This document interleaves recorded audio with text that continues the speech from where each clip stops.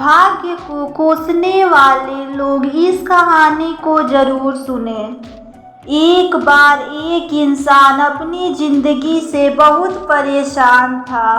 वह हर समय अपने आप को कोसता रहता था कि क्या जिंदगी मिली है, मेरा कैसा जीवन है, हर परेशानी मेरे साथ ही है, हर दुख मुझे ही आकर घेरता है, हर झंझट मेरे ही सर पड़ती है।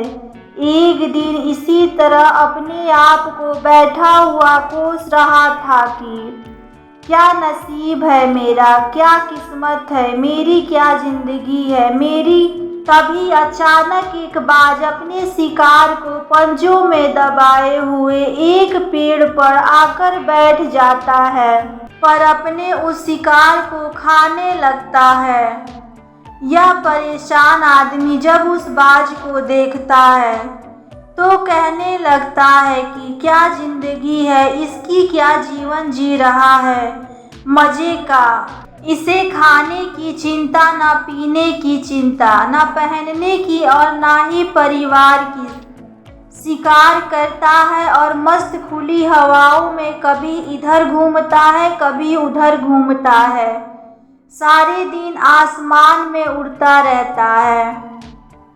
असल जिंदगी तो यही है, जीवन तो यह जी रहा है। और फिर वह आसमान की तरफ देखकर जोर जोर से चिल्लाता है कि काश मैं भी एक बाज होता तो मुझे भी कोई दुख नहीं होता, मुझे भी कोई परेशानी नहीं होती, काश मैं भी एक बाज होता। जब वह 2 से 3 बार जोर जोर से चिल्लाता है कि काश मैं भी बाज होता तो मुझे भी कोई दुख ना होता, मुझे भी कोई परेशानी ना होती, तो अचानक आसमान में बिजली कड़कने लग जाती है और आसमान से आवाज आती है कि हे इंसान, क्या यह हमने सच सुना है कि तू हमारी दी हुई जिंदगी से परेशान है और तू एक बाज बनना चाहता है। तो इस आकाशवाणी को सुनकर यह इंसान हैरान रह जाता है और आसमान की तरफ देखकर कहता है कि हाँ, मैं सच में अपनी इस जिंदगी से परेशान हूँ, क्योंकि हर परेशानी मेरे साथ ही है, हर दुख मुझे ही घेरता है, हर तकलीफ मेरे ही साथ है। तो आसमान से फिर आवाज आती है कि हे इंसान, एक बार फिर सोच ले, हमने तुझे बहुत प्यारी जिंदगी दी है, लेकिन अगर फिर भी तू चाहता है कि हम तुझे बाज बना दे तो हम तुझे बाज बना देंगे, लेकिन अगर एक बार हमने तुझे बाज बना दिया तो फिर हम तुझे बाज से इंसान दोबारा नहीं बना पाएंगे। तो यह आदमी तुरंत जवाब देता है कि मैंने अच्छी तरह से सोच लिया है कि मुझे बाज ही बनना है और एक बाज बनने के बाद मैं दोबारा कभी नहीं कहूँगा कि मुझे इंसान बनाओ। तभी ऊपर से आवाज आती है कि जैसे तुम्हारी इच्छा, और वह इंसान बाज बन जाता है। बाज बनते ही वह इंसान खुली हवाओं में उड़ने लगता है और कभी उड़ता हुआ इधर चला जाता है तो कभी उड़ता हुआ उधर चला जाता है और सोचता है क्या मजे की जिंदगी है, असल जिंदगी तो यही है, ना कोई चिंता, ना कोई परेशानी, ना कोई डर।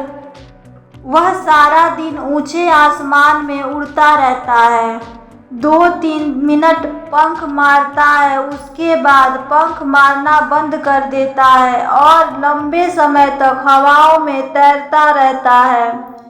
इसी तरह हवाओं में तैरते हुए शाम का समय नज़दीक आ जाता है और वह सोचता है कि मेरे पास रहने का एक ठिकाना भी नहीं है जहां मैं रात में आराम कर सकूं। तो यह सोचकर वह छोटी छोटी लकड़ियां इकट्ठा करने लग जाता है और एक ऊंचे पेड़ पर अपना घोंसला बनाने लग जाता है। एक एक लकड़ियां इकट्ठा करके वह अपने लिए एक सुंदर सा घोंसला तैयार कर लेता है और रात में उसी में सो जाता है और सोचता है कि सुबह उठकर शिकार भी करूँगा और सुबह उठकर फिर से मौज मस्ती भी करूँगा। खुली हवाओं में उड़ेंगे। सुबह होते ही वह शिकार की तलाश में निकल पड़ता है। हवाओं में उड़ता रहता है। ऊपर से जाकर देखता है कि कहीं जमीन में मुझे कोई शिकार नजर आए तो मैं तुरंत जाकर उसे दबोच लूं और वहीं पर खा लूं, लेकिन उसे कोई शिकार नजर नहीं आता। काफी समय बीत जाता है। वह लगातार ऊंचाई से शिकार को ढूंढता रहता है, लेकिन उसे कोई शिकार नहीं मिलता। फिर पास एक जंगल होता है। यह उस जंगल में चला जाता है, यह सोचकर कि शायद वहाँ कोई अच्छा सा शिकार मिले। जंगल के ऊपर उड़कर शिकार को ढूंढता रहता है। जंगल के अंदर जाकर भी शिकार को ढूंढता है, लेकिन इसे वहाँ भी कुछ नहीं मिलता। शाम का समय नजदीक आ जाता है तो मायूस होकर वापस अपने घोंसले की तरफ लौट जाता है कि रास्ते पर थक कर एक पेड़ के ऊपर बैठ जाता है। जब यह उस पेड़ के ऊपर बैठा होता है तो उसकी नज़र एक बीमार चिड़िया पर पड़ती है, जो कि बेहोशी की अवस्था में होती है। यह तुरंत जाकर उसे दबोच लेता है, उसके पंख निकालकर अलग कर देता है और उसे खा जाता है। उस चिड़िया को खाने के बाद वह अपने घोंसले की तरफ उड़ जाता है और रास्ते में सोचता है कि चलो बीमार चिड़िया ही सही, लेकिन कुछ तो खाने को मिला। वह अपने घोंसले पर पहुंचकर आराम करने लगता है और सोचता है सुबह एक अच्छा सा शिकार पकड़ूंगा और अपनी भूख मिटा लूंगा। जैसे ही सुबह का प्रकाश होता है, यह निकल पड़ता है अपने शिकार की तलाश में। हवा में उड़ता रहता है, लेकिन इसे कोई भी शिकार नजर नहीं आता। फिर यह पास के उस जंगल की तरफ चला जाता है, लेकिन इसे वहाँ भी कोई शिकार नहीं मिलता। शाम का समय नज़दीक आ जाता है तो यह निराश होकर वापस लौटने लगता है और रास्ते में एक पेड़ पर आकर बैठ जाता है। सोचता है शायद आज फिर कोई बीमार चिड़िया मेरा इंतजार कर रही हो, लेकिन हर बार किस्मत मेहरबान थोड़ी होती है। आज इसे कोई बीमार चिड़िया नहीं मिली। यह थक हार कर वापस अपने घोंसले की तरफ चल पड़ता है और घोंसले पर पहुंचकर भूखा प्यासा ही सो जाता है और सोचता है कल सुबह एक बड़ा सा शिकार पकड़ूंगा और आज की भी भूख कल शांत करूंगा। रात को अपने घोंसले में सोया होता है, गहरी नींद में होता है कि तभी एक भयानक तूफान आता है।